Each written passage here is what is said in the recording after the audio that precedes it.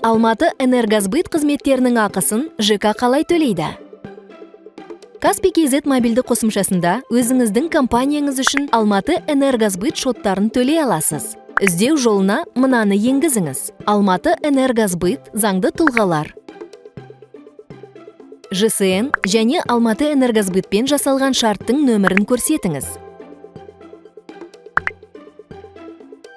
Соманы енгізіңіз.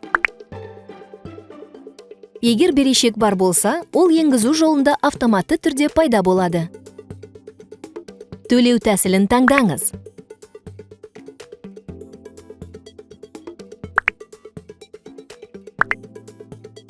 Дайын.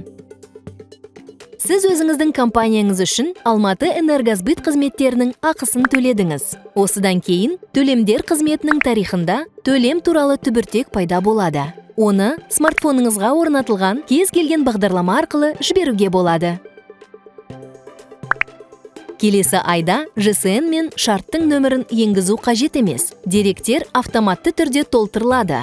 Жаңа түбіртек жаңа айдың 20-сынан кейін төлемдер қызметінде пайда болады.